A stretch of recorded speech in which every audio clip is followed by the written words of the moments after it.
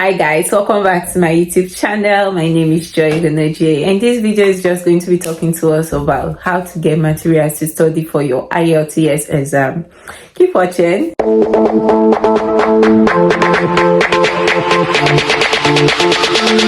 down.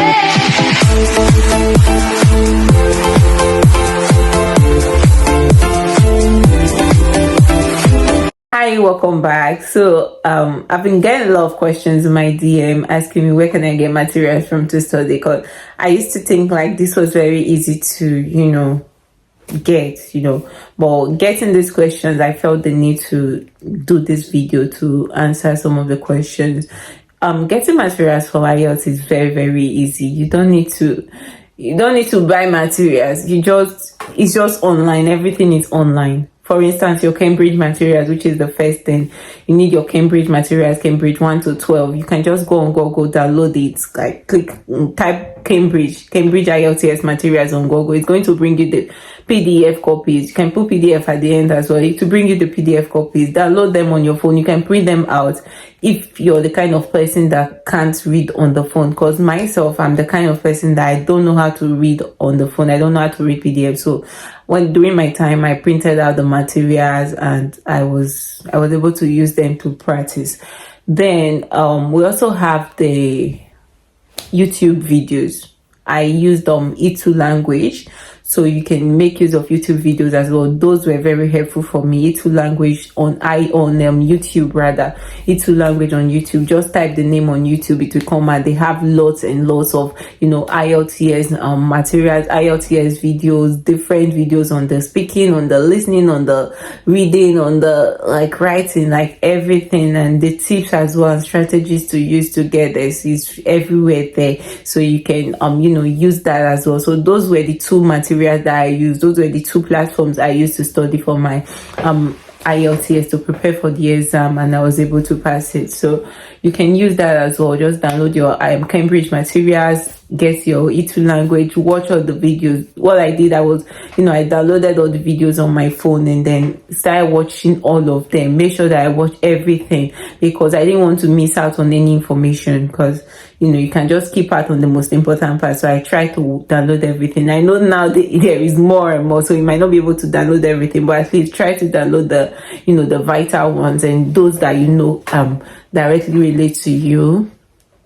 Watch them, study, understand what they're talking about. If you don't understand, go on Google, ask Google the question you don't understand. You can also come to me if you have any question. You can come and ask me. I'll be willing to answer. So that's it. There is also IELTS by Liz. So we have IELTS by Liz. She's an IELTS tutor as well, and she really tries as well. She's on Google, just online. Just go on Google, type IELTS by Liz. It's going to come and bring out the material. She do these blogs and all that. So she teach as well. But the main materials I used were Cambridge materials. That's the printed out Cambridge materials. I think I printed about 1 to 5 or so. Yeah, Cambridge 1 to 5. Because they have subs inside the Cambridge one. You have sub topics, sub questions. So it's very big. It's very it's lengthened, so you don't have to get everything, but you can print out 1 to 12 if you want, or you can study with 1 to 12 if you want to. But I just did only 5 because it was a lot for me to do. And remember, I used 2 weeks to prepare, so I didn't have time to start reading everything. And then E2 language on YouTube, and IELTS by Liz, and also other materials on YouTube as well. There are other YouTubers that do IELTS, IELTS tutorial. They tutor people on IELTS. They post it on their YouTube channel. You can go on their channel and watch as well. No information is wasted.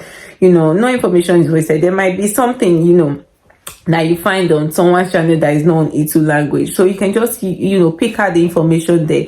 The thing is, just hunt for information. Hunt aggressively, hunt very aggressively for information. Anywhere you see information on IELTS and you know that, okay, this is a valid site and people trust it and things like that, pick it up and it's in line with what you've been studying. Okay, you understand that this is in line with what you'll be studying. Not that, for instance, E2 language or Cambridge told you this thing is A and then you are seeing B somewhere else. You don't want to pick that. So know that, okay, what you're going to be studying with is in line with what you already know, and makes you understand it better. And talking about the amount of time to study per day, I would say, I don't know, do what works for you. But some people do 4 hours, some do 2 hours. Myself, I think I used to do at least 2 to 3 hours or so. So what I do then is, when I close from class around 2-3 o'clock, I go to the hostel to get some food, have a shower, and then I come back to the class around 5 or 6 p.m.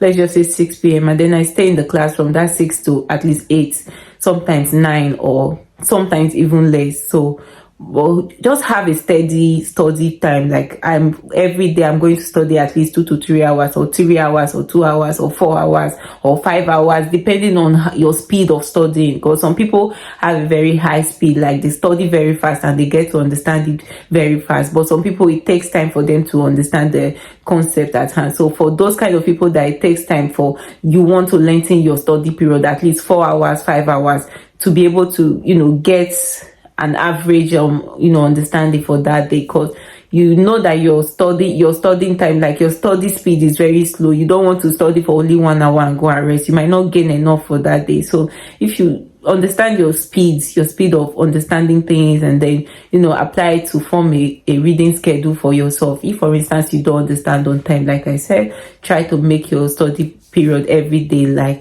be 4 hours, 5 hours or so.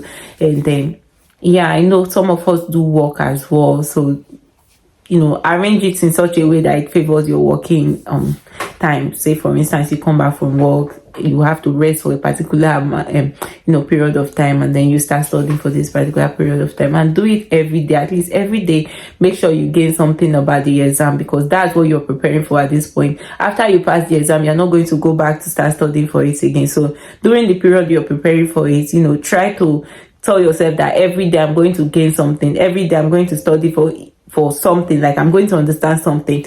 Okay, and if, for instance, that, okay, tomorrow I'll be going to church, so I might not have enough time tomorrow. At least tell yourself, I'm going to gain at least 1 hour knowledge. I'm going to at least try and study for 1 hour. If my normal study period used to be 2 hours, 3 hours, but tomorrow I know I'll be very busy, it's going to be jam-packed, I still will understand something. I still will be able to get something from tomorrow. I still will try and study tomorrow for my exam, because you want to try and make use of every day. Like, make use of every day. Every day counts, every hour counts, every second counts. So don't waste any day, and don't tell yourself, okay, I've read over today, I don't want to read tomorrow.